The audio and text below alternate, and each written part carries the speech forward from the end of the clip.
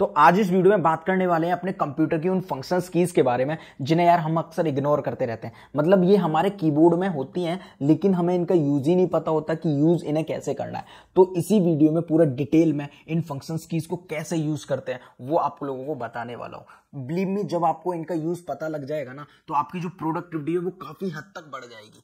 तो ये आपके 4 से 5 मिनट काफी ज्यादा यूजफुल हो सकते हैं अगर आपने इस वीडियो को बिना स्किप किए पूरा देख लिया, क्योंकि जो एक एक फंक्शन की है ना वो काफी ज्यादा इंपॉर्टेंट है। बस आपसे एक छोटी सी रिक्वेस्ट है कि अगर आपने इस चैनल को अभी तक सब्सक्राइब नहीं किया तो प्लीज यार चैनल को जब शुरू से सब्सक्राइब भी कर लेना, क्योंकि इस चैनल पे ऐसी टेक रिलेटेड इन्फॉर्मेटिव वीडियोस आती रहती हैं। तो चलिए शुरू करते हैं। तो यार हम सबको पता है कि जो हमारा कीबोर्ड होता है उसमें हमारी F1 से लेके F12 तक 12 फंक्शन कीज होती हैं। तो सबसे पहले बात करते हैं अपने F1 फंक्शन की कि इसका यूज जो होता है हमारा वो कहाँ होता है। तो देखो F1 फंक्शन की का यूज हमारा जैसे कि आप कोई भी एक एप्लीकेशन में हो, चाहे आप क्रोम में हो या फिर कोई दूसरी एप्लीकेशन में हो, तो जैसे ही आप F1 की प्रेस करते हो तो उस एप्लीकेशन का जो हेल्प या जो हमारा सपोर्ट सेक्शन होता है वो ओपन होता है। देखो F2 जो हमारे फंक्शन की होता है ना, इसका यूज किया जाता है किसी भी फाइल या फोल्डर के नाम को चेंज करने के लिए, चाहे आप अपने फाइल एक्सप्लोरर में हो या फिर आप अपने विंडोज की होम स्क्रीन पे। तो जिस भी आपने फोल्डर का नाम चेंज करना है, जस्ट उस पर अपने कर्सर को लेके रखना है और वहां पे आपने F2 फंक्शन की प्रेस कर देना है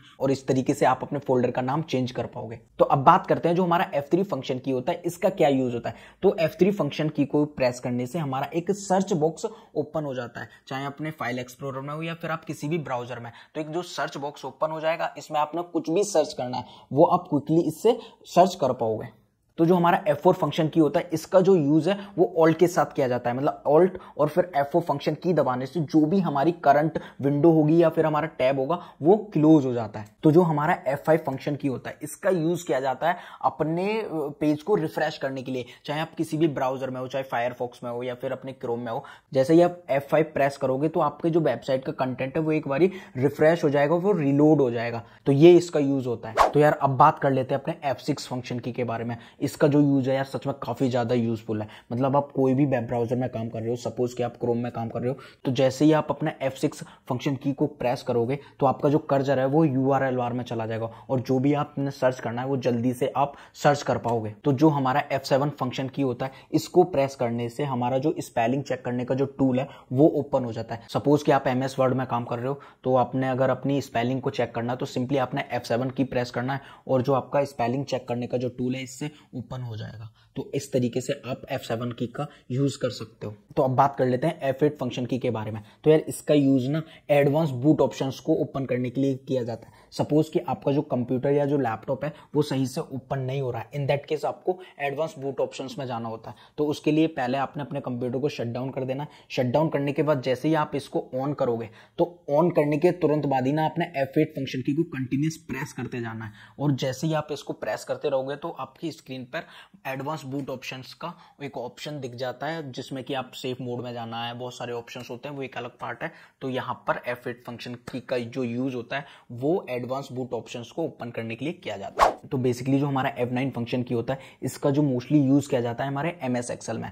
तो इसका जैसे ही आप इसको F9 को प्रेस करोगे तो जो आपकी करंट वर्कबुक है ना वो रिफ्रेश हो जाएगी। जो भी आपने फॉर्मूले उसमें लिखे हैं वो दोबारा से एक बार रिफ्रेश हो जाएंगे। तो मेनली इसका जो काम होता है वो हमारी करंट वर्कबुक को रिफ्रेश करने के लिए किया जाता है। तो अब बात करते हैं अपने F10 फंक्शन की के बारे में। तो इसका जो यूज किया जाता है वो किया जाता है कोई भी आप एप्लीकेशन में हो तो उसके करंट मेन्यू को एक्टिवेट करने के लिए। सपोज कि मैं यहाँ अपना क्रोम यूज कर रहा हूँ और यहाँ पर जो मेरी ये 3 डॉट्स हैं ये मेरी मेन्यू है।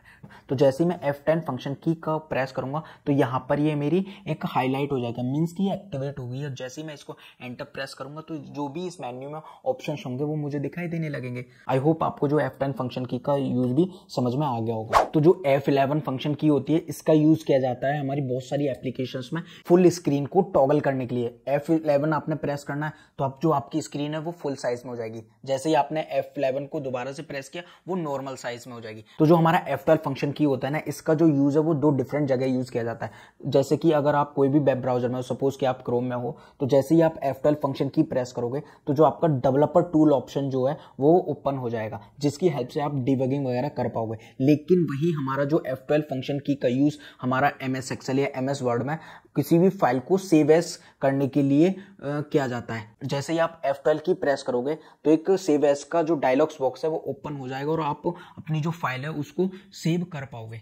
आई होप आपको जो मैंने ये फंक्शंस कीज का यूज बताया वो आपको जरूर से समझ में आया होगा। और हाँ, जो ये फंक्शंस कीज होती है ना, इनका एक और यूज हम FN फंक्शन की के साथ कॉम्बिनेशन में भी कर सकते हैं। जैसे कि आपने FN फंक्शन की जो हमारे विंडोज बटन के बराबर में होती है उसको प्रेस करना है और साथ में अपनी फंक्शन की कोई भी एक फंक्शन की को प्रेस करना है। जैसे कि मैं FN दबा रहा हूं और यहां पर अपनी F1 फंक्शन की को प्रेस करता हूं, तो इससे क्या होने वाला है, इससे जो हमारा सिस्टम का जो वॉल्यूम है वो म्यूट हो जाएगा। और ऐसे ही अपना FN दबाना है, F2 प्रेस करना है, तो इससे क्या होगा, इससे हमारा जो सिस्टम का वॉल्यूम है वो कम हो जाएगा। इस तरीके से भी आप इनका यूज कर सकते हो।